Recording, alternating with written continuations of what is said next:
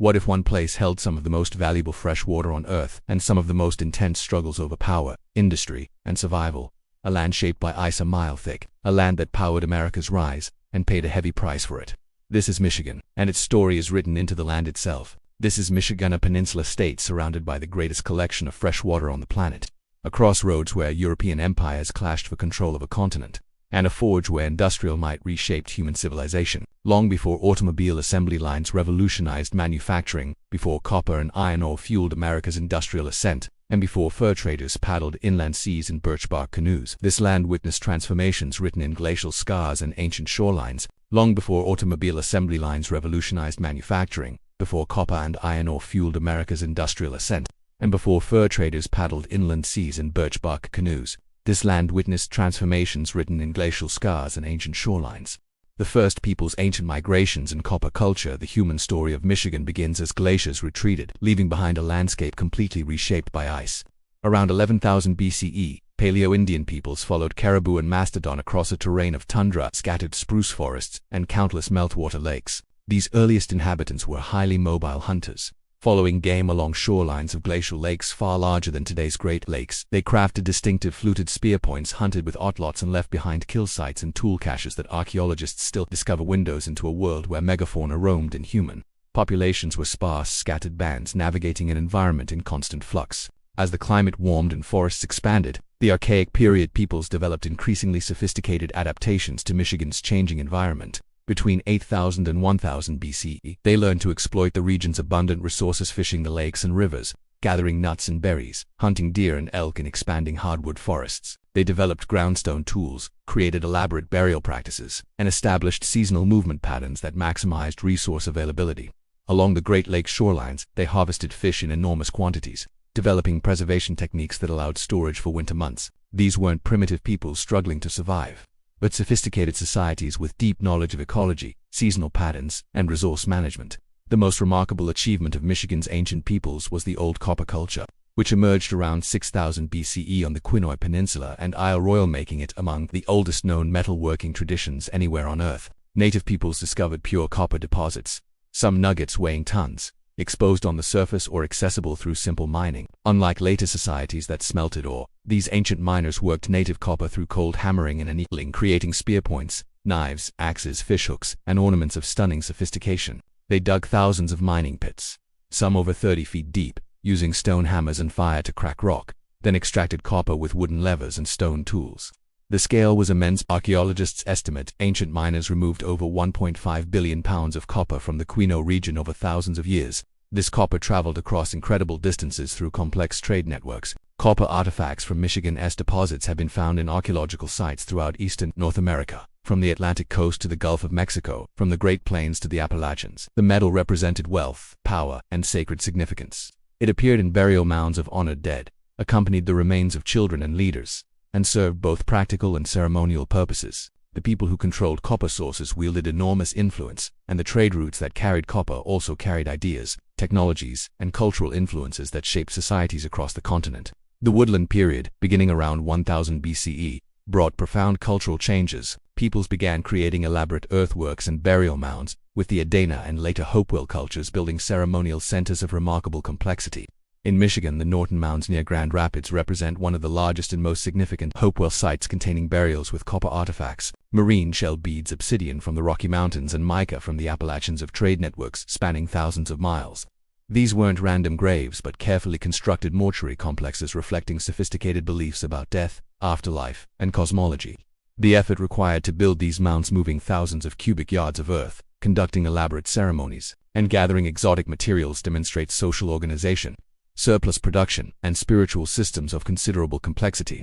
By 900 CE, late woodland peoples had developed the cultural patterns that would characterize Michigan's indigenous societies at European contact. They cultivated corn, beans, and squashed the Three Sisters agricultural complex that sustained dense populations. They built palisaded villages, created elaborate pottery traditions, and developed complex political systems that balanced autonomy with cooperation. The peoples who would become known as Ojibwe Chippewa, Odawa Ottawa, and Potawatomi formed the Council of Three Fires, a political and military alliance that dominated the Great Lakes region. These Anishinaabe peoples shared linguistic and cultural roots but maintained distinct identities.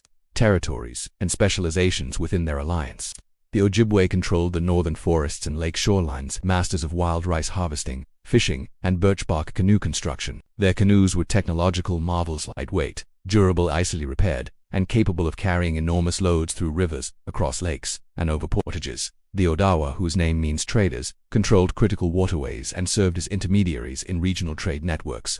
The Potawatomi occupied southern Michigan and beyond, combining agriculture with hunting and gathering in diverse ecosystems. Together, the three fires controlled access to critical resources and trade routes, making them powerful players in the politics and economics of the Great Lakes world. These societies weren't frozen in time or living in primitive simplicity.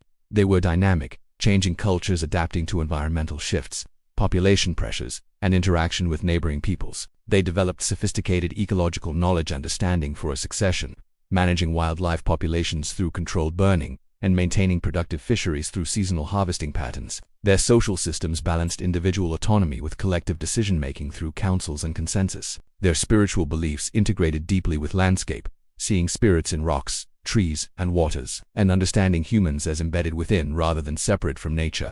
This worldview would collide catastrophically with European concepts of land ownership, resource exploitation, and religious truth. European contact in the fur trade empire. The first European to see Michigan shores was likely Etienne Biarel, a French interpreter and explorer who reached the Straits of Mackinac around 1622. Though documentation is fragmentary and contested, what's certain is that French explorers, missionaries, and traders penetrated the Great Lakes region in the early 17th century, seeking three things: a route to China, souls to convert to Christianity, and furs to enrich New France. They found no route to Asia, achieved limited religious conversion, but discovered something economically transformative: a fur trade of staggering profitability that would make the Great Lakes region a contested prize for empires. The European beaver felt hat had become an essential fashion item across Europe, creating insatiable demand for beaver pelts. North American beavers, larger and with denser fur than European varieties, produced superior felt. Indigenous hunters, equipped with metal tools and motivated by European trade goods, could harvest enormous quantities. The exchange seemed mutually beneficial. Europeans gained furs worth fortunes in European markets, while indigenous peoples acquired metal tools, weapons, cloth, and other manufactured goods that transformed daily life. But the trade carried hidden costs that would devastate indigenous societies: epidemic diseases, economic dependency, depleted animal populations, intensified warfare, and erosion of traditional ways of life. French Jesuit missionaries followed the traders, establishing missions to convert indigenous peoples. Father Jacques Marquette founded the mission at St. Ignace in 1671, creating one of Michigan's first permanent European settlements. The Jesuits were sincere believers committed to saving souls, but they were also agents of French imperialism, gathering intelligence, fostering alliances, and facilitating French control. Their relations, detailed reports sent back to France, provide invaluable historical records of indigenous life. Though filtered through European religious assumptions and cultural prejudices, they documented languages, customs, political systems, and spiritual beliefs, even as they worked to destroy and replace those very traditions. In 1668, Father Marquette established a mission at Sault Ste. Marie, and in 1679, René Robert Cavelier, Sieur de la Salle, built Fort Miami at the mouth of the St. Joseph River. These outposts represented French claims to vast territories, though actual French presence remained minimal. A few missionaries, traders, and soldiers attempting to control indigenous peoples who vastly outnumbered them. French strategy relied on alliance and trade rather than conquest. They cultivated indigenous partners, supplied weapons and goods, and positioned themselves as mediators and protectors. This approach worked remarkably well for over a century, allowing France to claim and largely control the Great Lakes despite minimal European population. Antoine de la Mauve Cadillac founded Fort Pontchartrain du Detroit in 1701, establishing permanent settlement at the strait connecting Lake Erie and Lake St. Clair. Detroit, meaning the strait in French. Cadillac envisioned a fortified trading post that would control Great Lakes commerce and block British expansion. He recruited settlers, encouraged agriculture, and sought to create a sustainable colony rather than just a trading outpost. Detroit grew slowly but steadily, becoming the center of French power in Michigan and a multicultural community where French traders, indigenous peoples, and Métis people of mixed European and indigenous ancestry interacted, traded, and sometimes intermarried, creating hybrid cultures that transcended simple categories of European or indigenous. The fur trade transformed indigenous societies profoundly. Traditional territories and hunting patterns were disrupted as peoples pursued beaver into depletion, then moved into neighbors' territories, triggering conflicts. Metal tools replaced stone, cloth replaced leather and furs for clothing, and firearms became essential for both hunting and warfare. Dependency on European trade goods grew, making indigenous peoples economically vulnerable. When beaver populations crashed or European markets shifted, indigenous communities suffered. Alcohol, introduced by traders despite official prohibitions, became a destructive force in many communities. Epidemic diseases, smallpox, measles, influenzas swept through populations with no immunity, killing 50 to 90% of some communities and creating social collapse that reverberated for generations. The French and British competed ruthlessly for indigenous alliances and trade advantages. The French generally allied with Algonquian-speaking peoples, including Michigan's Ojibwe, Odawa, and Potawatomi. The British allied with the Iroquois Confederacy, who sought to control trade routes and hunting territories. This competition made indigenous peoples pawns in European imperial struggles, though indigenous leaders skillfully played Europeans against each other, extracting goods, weapons, and concessions while maintaining considerable autonomy. The Fox Wars of the 1710s to 1730s demonstrated the costs of the Fox people, who controlled critical portages in Wisconsin, were nearly destroyed in conflicts with the French and their indigenous allies. A brutal war where thousands died and entire villages were massacred. British rule and revolutionary upheaval. The 7 Years' War 1756 to 1763, called the French and Indian War in North America, determined which European power would dominate the continent. French and British forces, along with their indigenous allies, fought across multiple theaters. In Michigan, British forces captured Fort Detroit in 1760, and the 1763 Treaty of Paris transferred all French claims east of the Mississippi to Britain.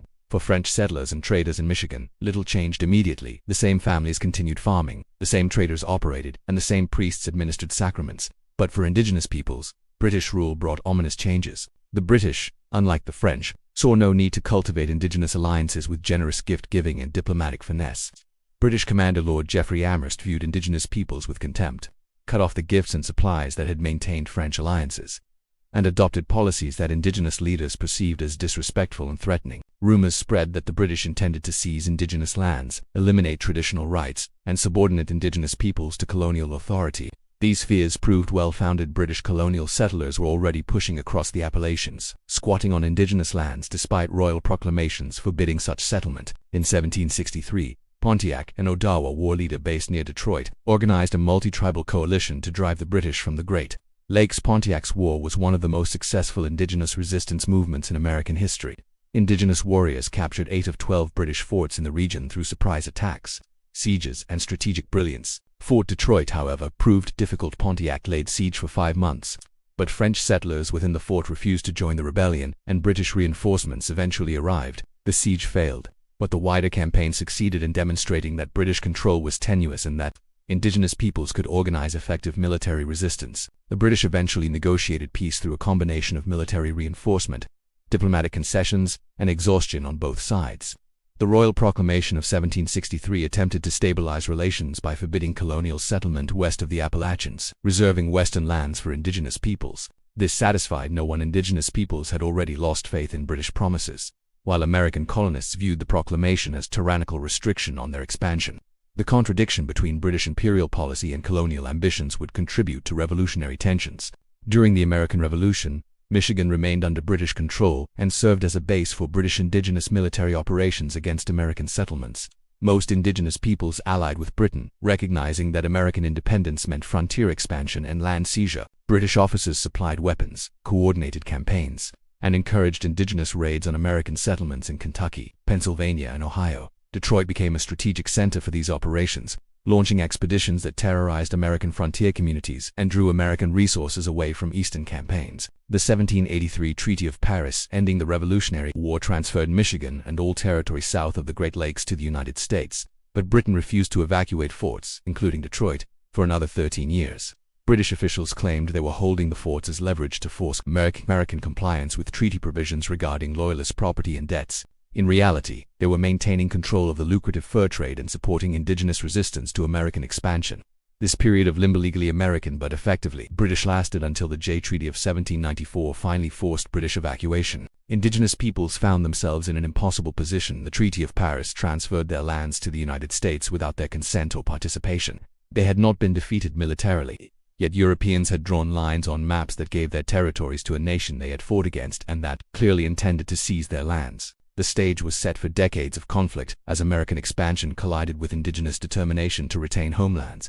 Territorial period and the War of 1812. The United States organized the Northwest Territory in 1787, encompassing present-day Ohio, Indiana, Illinois, Michigan, Wisconsin, and part of Minnesota. The Northwest Ordinance established procedures for territorial governance and eventual statehood, prohibited slavery in the territory, and promised to respect indigenous rights, a promise almost immediately broken. American settlement proceeded slowly in Michigan, with indigenous presence and British influence remaining strong. Detroit was the only significant American settlement, a diverse community of former French settlers, British loyalists, American newcomers, and indigenous peoples living in a tense peace. Indiana Territory was created in 1800 and Michigan Territory was carved out in 1805, with Detroit as its capital. William Hull became the first territorial governor, tasked with promoting American settlement and asserting federal authority.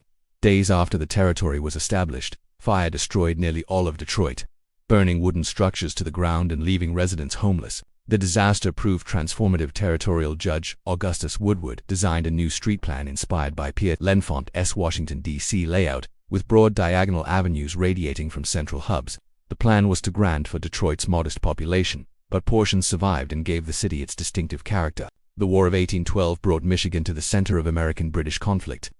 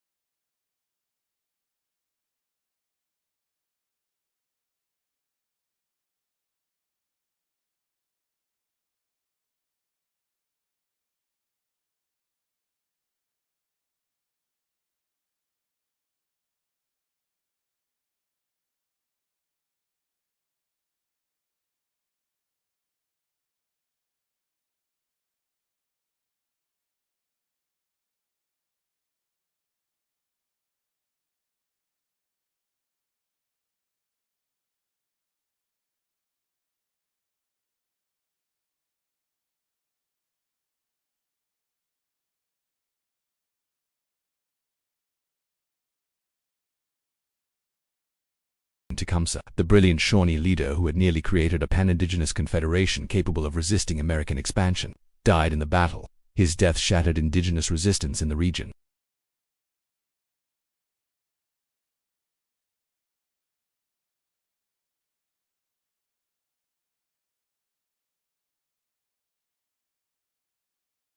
Post-war treaties forced indigenous peoples to cede vast territories.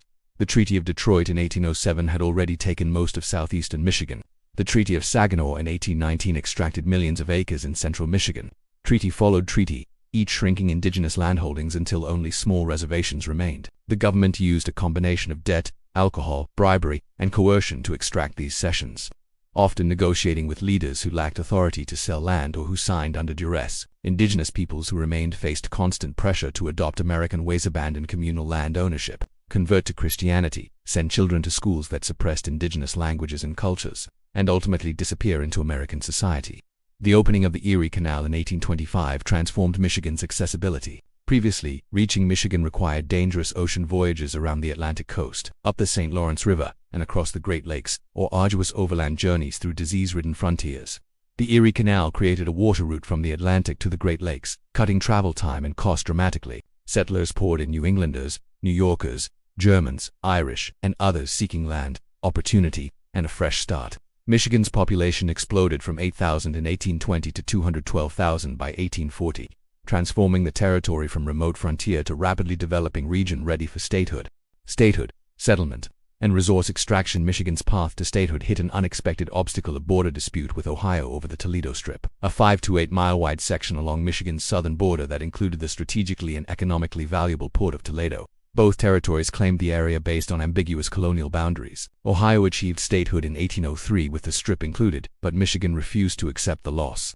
Tensions escalated into the nearly bloodless Toledo War of 1835 to 1836, where militia forces from both sides faced off. Insults were exchanged, and one Michigan deputy sheriff was stabbed in a scuffle, but no one was killed. Congress resolved the dispute by offering Michigan statehood in exchange for accepting Ohio's claim to Toledo and receiving instead the western, Upper Peninsula, seemingly a poor trade, as the Upper Peninsula was considered worthless wilderness. Michigan accepted reluctantly, and on January 26, 1837, Michigan became the 26th state. The compromise seemed to favor Ohio, but Michigan gained an empire of natural resources. The Upper Peninsula contained copper and iron deposits that would power American industrial development for over a century, making the loss of Toledo one of history's most fortuitous bad deals. The discovery of iron ore near present-day Negaunee in 1844 launched the iron mining boom. Surveyors found outcroppings of almost pure iron ore, incredibly rich deposits close to the surface, accessible through relatively simple mining operations. The Marquette Iron Range became one of Earth's great iron ore producers, extracting billions of tons over the next century and a half. Copper mining on the Quinahan Peninsula experienced similar expansion, what indigenous peoples had worked for millennia. Industrial companies mined with steam power, dynamite, and wage labor, extracting copper on scales previously unimaginable. Mining brought wealth and transformation, but also exploitation and environmental destruction. Mining companies recruited immigrant workers. Cornish miners from England brought expertise in hard rock mining. Finns arrived in waves and built distinctive communities. Italians, Slavs, and others came seeking wages unavailable in their homelands. Mining towns like Calumet, Houghton, and Ishpeming became multicultural boomtowns where dozens of languages echoed through streets. Ethnic churches served diverse communities, and company control over housing, stores, and daily life created conditions ranging from paternalistic to exploitative. Labor organizing emerged as miners fought for better wages, safer conditions, and dignity. The Calumet and Hecla Mining Company dominated copper country, controlling not just mines but also housing, stores, and local government. The 1913-1914 copper strike saw thousands of miners walk out, demanding union recognition and improved conditions. The company brought in strikebreakers and hired armed guards. Violence erupted repeatedly. Company guards shot strikers, strikers attacked scabs, and on Christmas Eve 1913, someone yelled fire at a Union Christmas party in Calumet's Italian Hall, though no fire existed. 73 people, mostly children, died in the stampede down narrow stairs. The tragedy broke, the strike workers returned defeated, and unionization failed for another generation. The identity of who yelled fire remains disputed and controversial, symbolizing the bitter divisions that mining created. Logging transformed northern Michigan even more dramatically than mining. Michigan's vast forests of white pine, straight grained, strong and perfect for construction, seemed inexhaustible. Logging camps pushed into wilderness areas, armies of lumberjacks felled giant trees, and rivers became highways floating logs to sawmills. Towns like Saginaw, Bay City, and Muskegon became lumber capitals, their sawmills running constantly, producing boards that built Chicago, Milwaukee, and cities across the treeless plains. Lumber barons accumulated enormous fortunes. The state's first millionaires made their money from timber. The environmental consequences were catastrophic. Loggers practiced clear-cutting, taking every tree regardless of size, leaving behind slash piles that created apocalyptic fire conditions. The Peshtigo Fire of 1871, though centered in Wisconsin, killed hundreds in Michigan's Upper Peninsula the same night Chicago burned. The Great Michigan Fire of 1881 burned over 1 million acres, destroyed multiple towns, and killed hundreds. After the timber was gone, companies abandoned cutover lands, leaving devastated landscapes of stumps and ash where forests had stood. Tax-forfeited lands eventually became state forests, but recovery took generations. The white pine forests that had covered Michigan for millennia were gone in less than 50 years of industrial logging, sacrificed to build American cities and enrich lumber barons.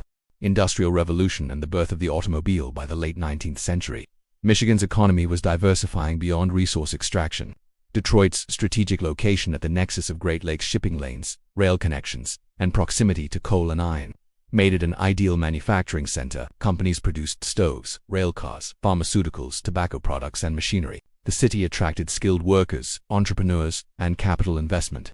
When bicycle manufacturing boomed in the 1890s, Detroit became a center of production, developing expertise in metal fabrication, precision machining, and mass production techniques that would prove essential for automobile manufacturing. The automobile emerged from tinkering, experimentation, and mechanical genius scattered across America and Europe. In Michigan, Ransom Eodes built one of the first commercially successful American cars, the curved dash Oldsmobile, and pioneered assembly line production at his Lansing factory. But the figure who would transform not just Michigan but global manufacturing was Henry Ford, a farm boy turned mechanic who became obsessed with creating an affordable car for average Americans. Ford didn't invent the automobile, the assembly line, or even most technologies in his cars. He synthesized existing ideas with ruthless efficiency. His Model T, introduced in 1908, was simple, durable, and relatively affordable, but Ford's true genius was production. In 1913, he implemented moving assembly line production at his Highland Park plant, reducing Model T assembly time from over 12 hours to 93 minutes. This wasn't just faster production, it was a revolution in manufacturing philosophy. Work was broken into simple, repetitive tasks that required minimal training. Workers stayed in place while cars moved past on conveyors. Production rates exploded, costs plummeted, and by 1914, Ford was producing more cars than all other manufacturers combined. In 1914, Ford announced a $5 day, doubling worker wages to $5 for 8 hours of work, a staggering sum when typical factory wages were around $2 for 9-hour days. The announcement made international headlines and brought tens of thousands of job seekers to Detroit. Ford's motives were mixed: high wages reduced turnover and attracted better workers, creating consumer buying power that could purchase the cars they built, and generated publicity portraying Ford as benevolent industrialist. But Ford also imposed strict control. His sociological department investigated workers' home lives, enforced behavioral standards, and fired those who drank, gambled, or lived in ways Ford deemed immoral. Paternalism and control accompanied high wages. Detroit became the automobile capital of the world. General Motors, founded by William Durant through consolidating multiple car companies, became Ford's great competitor. Chrysler emerged in the 1920s. Hundreds of smaller manufacturers tried their luck: Packard, Hudson, Studebaker, and others. Supplier companies producing parts, materials, and components clustered around the Big Three. Detroit's population exploded from 285,000 in 1900 to 993,000 in 1922, 1.5 million by 1930, making it America's fourth largest city. The growth came from immigration. African Americans fled Southern racism and economic oppression during the Great Migration, finding industrial jobs that offered wages and opportunities unavailable in the Jim Crow South. European immigrants, Polish, Italian, Hungarian, Russian, Greek, arrived, seeking prosperity, creating ethnic neighborhoods where Old World languages and traditions persisted alongside American assimilation. The automobile transformed American life completely. Cars enabled suburban expansion, ending the dominance of streetcar-dependent urban development. They created new industries: gas stations, repair shops, tire manufacturers, road construction. They changed courtship, recreation, and family life. Tourism boomed as Americans could drive to beaches, lakes, and attractions. Michigan's northern resorts, previously accessible only by train or steamship, now welcomed automobile tourists. The industry created enormous wealth. Automotive executives and major shareholders became multimillionaires, while workers earned middle-class wages that enabled home ownership, consumer purchases, and upward mobility unprecedented for industrial workers. But success carried costs. Working conditions in factories were brutal: deafening noise, dangerous machinery, toxic fumes, exhausting pace, and authoritarian management. Workers injured on the job received little compensation. African American workers faced discrimination: hired only for the worst jobs, last hired, and first fired, excluded from skilled trades, and segregated in housing through redlining and restrictive covenants. Labor organizing faced violent company resistance. Ford's security chief Harry Bennett employed thugs who beat organizers, infiltrated unions, and created an atmosphere of intimidation. The Battle of the Overpass in 1937 saw Bennett's men brutally assault United Auto Workers organizers Walter Reuther and Richard Frankenstein, an attack photographed and published nationwide, generating sympathy for the Union and outrage at Ford's tactics. Depression, war, and post-war prosperity. The Great Depression devastated Michigan. Automobile sales collapsed, factories closed, and unemployment soared above 40% in Detroit. Families lost homes, breadlines stretched blocks, and desperate men sold apples on street corners or begged for any work. Banks failed, wiping out savings. The automotive industry's boom-bust cycle magnified hardships during good times. Michigan prospered beyond most states. During collapse, it suffered worse than most.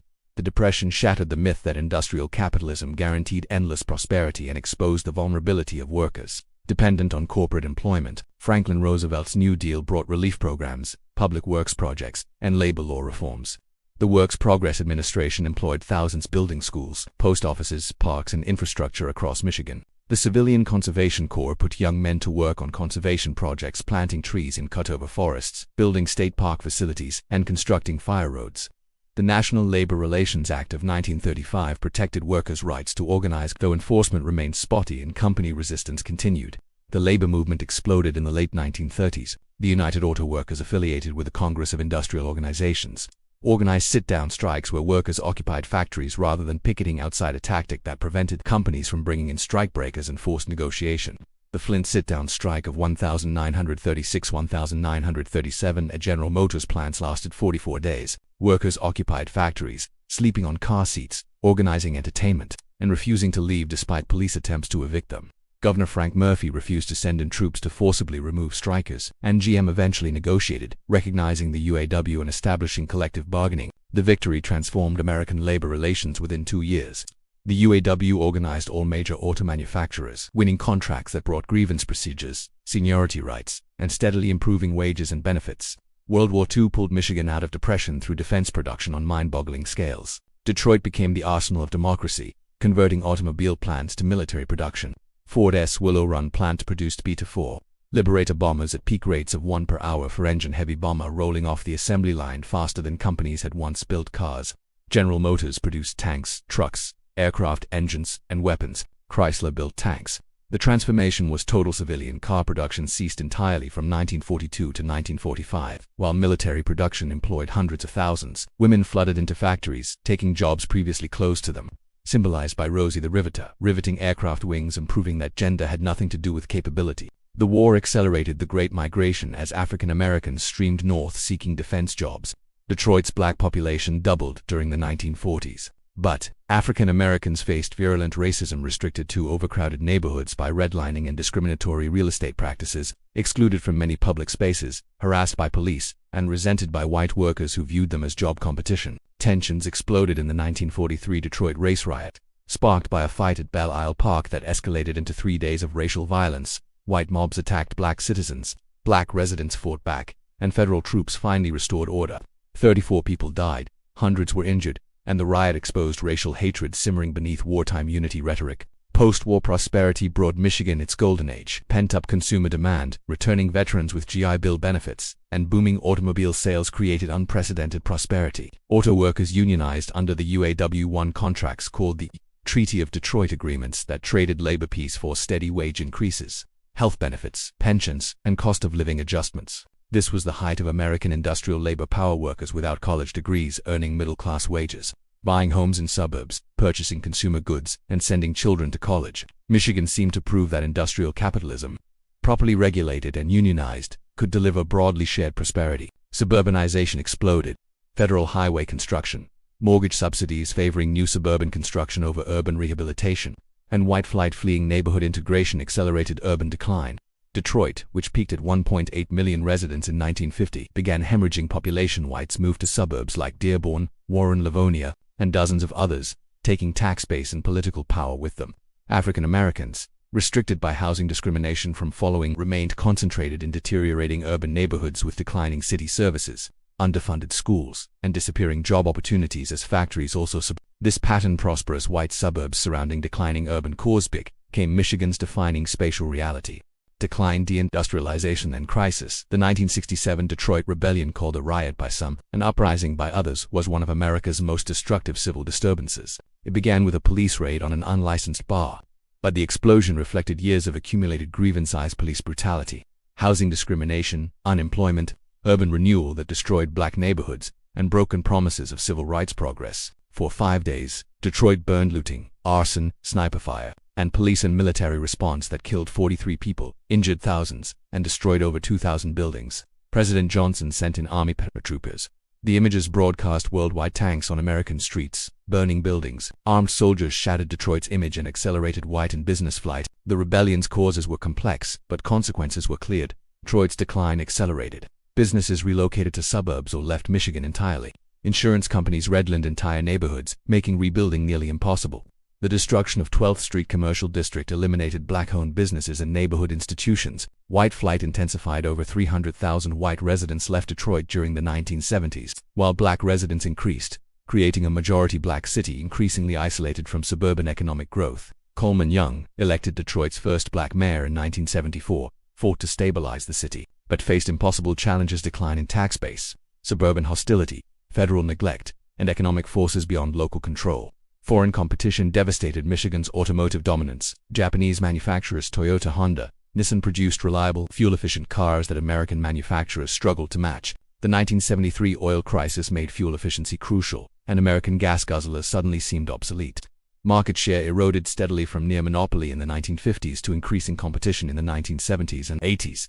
American manufacturers responded slowly, producing poor-quality small cars while protecting profitable SUV and truck lines. Quality problems, management complacency, and adversarial labor relations left American automakers vulnerable when competition intensified. Automation eliminated thousands of jobs. Robots replaced welders, painters, and assembly workers.